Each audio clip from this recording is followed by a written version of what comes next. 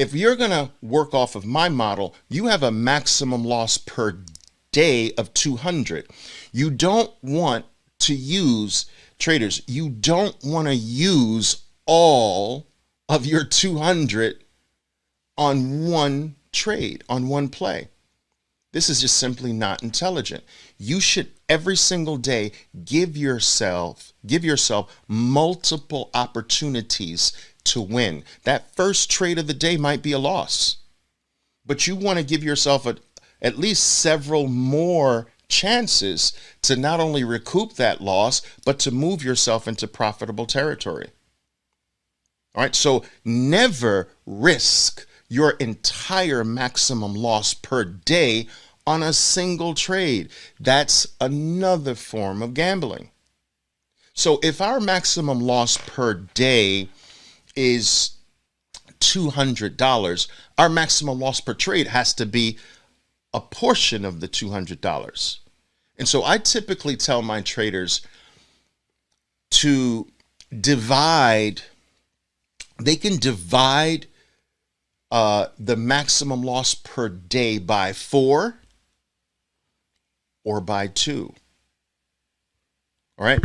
2 gives the trader a wider loss amount. So obviously, if we divide 200 by 2, we're talking about a $100 loss per trade. If we divide by 4, we're talking about a $50 loss per trade. All right. And so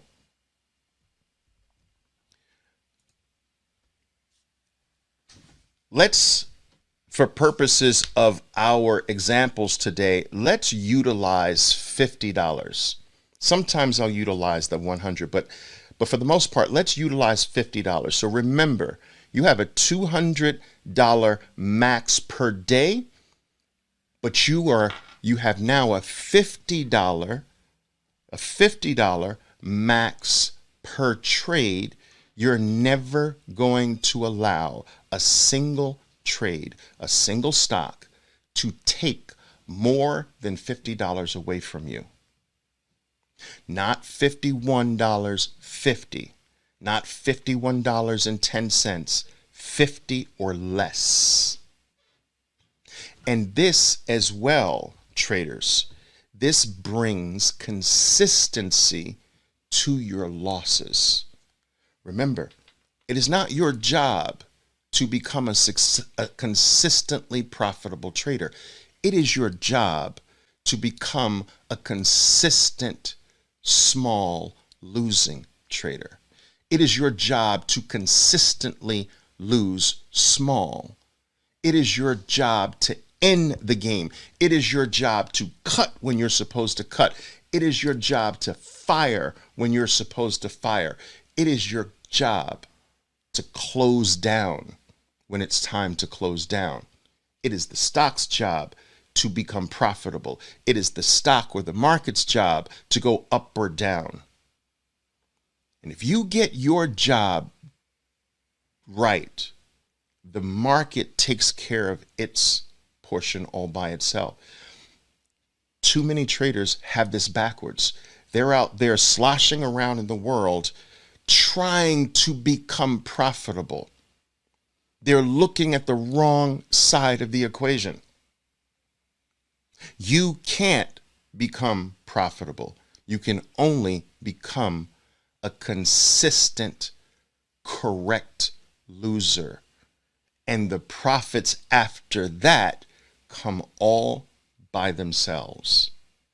Remember, stocks go up without you. Stocks go down without you.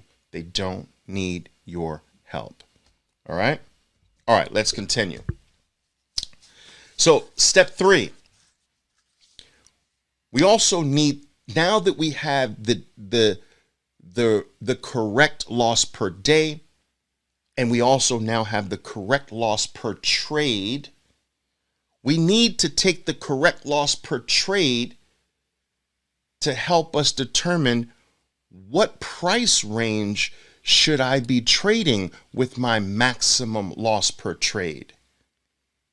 Your maximum loss per trade helps determine what price range you should be trading.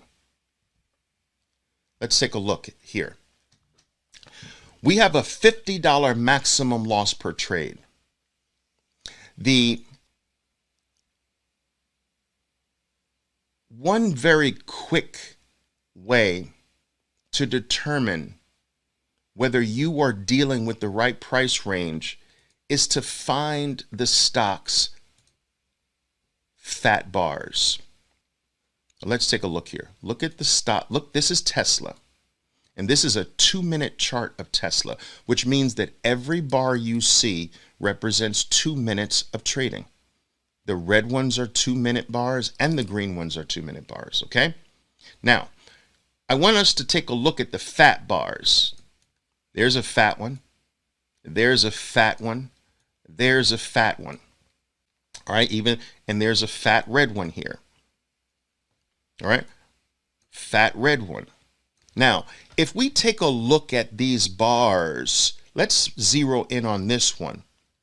And I want us to judge what's the range of this bar. So this is more or less 579, more or less, at the low. And then at the high, we are more or less 582, 583. So what range is that? Let's say more or less this is a $3 bar. Now, professional traders can't trade less than 100 shares. My traders at their minimum trade 100 shares at a time. They can trade more. Remember, my maximum is 500 shares, but the minimum they can trade is 100 shares. They can't trade 2 shares, 5 shares, 10 shares. That is not allowed. They have to trade 100 shares at a minimum. Now, if the solid bars based on 100 shares, if I can only lose $50, my bar is $3. My big bars average maybe $3 to $4. A 100 share position that loses $3 loses $300. 100 shares measured by the size of this bar loses from high to low. This is how we judge whether we're playing the right price range. This is $3 plus again. I lose $300 plus if I lose this fat bar with 100 shares. I lose $300 if I lose this fat bar with 100 shares. I lose $300. This is even wider, I believe.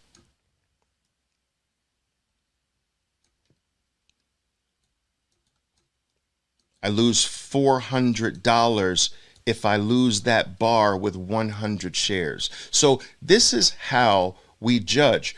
We take the length of the stock's solid bars and we use the 100 share rule. If I lose the entire bar, will I have a loss that's smaller than my maximum loss per day? Or on average, does this stock lose more than my average loss per trade? So we need to go to a price range where the bars, the sizable bars, don't lose more than 50. So let's take this stock. This is Occidental Petroleum. It is in the mid $20 range. Its solid bars are like that. Even this red one is a fat solid bar. Now, if I judge the size of this bar, more or less. Let's call that 2450. And let's call this 24, and this is 45, so 0.45, and let's call this 0.15. So if I take these numbers into an account, this is a 25 cent, this is a 30-cent difference. Now, based on 100 shares, I would lose only $30. If I lost this bar, my loss would only be $30 with 100 shares. All right? Which means that this price range is perfectly fine for me to play. I need stocks that are closer to this price range because their bars, their fat bars, stay within my maximum loss of $50. Now, if my maximum loss per trade was $100, I could actually trade 200 shares or 300 shares of this stock most of the time. 300 shares with 30 cents only gets me a $90 loss. It stays within my maximum loss per trade of 100. And so this is how my traders are taught to know where to go to trade, what price range should they trade in most of the time, and how many shares, how many 100 share lots are they allowed to take on a specific trade. If a solid bar is only, let's say, 20 cents, 100 shares would create a $20 loss. Now, if their maximum loss per trade is $50, this trader can up the trade to 200 shares and try to make more money because a $40 loss would still adhere to their maximum loss per trade of 50. Now, do you have any idea how many traders do not know what to trade, do not know what price range is perfect for them, and do not know whether or not they should play, when they should play a little heavier or when they should play at the lightest? Most traders are just guessing. Most traders are just randomly trading. There's nothing rule-based that dictates what they're doing. They're not governed by rules. There's no trading plan in place that specifically says, okay, this trade is 100 shares. Okay, this trade is 300 shares. No, you can't trade that stock in that price range. But yes, you can trade that stock in that price range. And so when you start to get these things correctly, and when your size starts to be governed by your rules, when your losses stay consistently in a specifically designed box, you start stepping into the professional world of trading. These steps may sound basic, but they're the governing foundational cornerstones of proper market play. Everybody wants to get out there and start look at indicators. They want this tactic and another tactic. But it doesn't matter, whatever tactic, whatever strategy you use, at the foundation of what you're doing must be rules that govern these things. Your maximum loss per day, your maximum loss per trade, the price range you go to with your maximum loss per trade, the specific stock that falls within the price range that allows you to adhere to your maximum loss per trade. And knowing when to play light, when to play medium, when to play heavy, when to play 100 shares, when to play 200 shares, medium, when to play 300 shares, heavy. Your plan should be dictating this, not just some random walk that you think is going to produce consistency.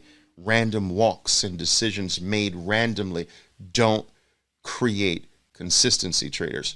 You can't be inconsistent and expect consistency to come from being inconsistent.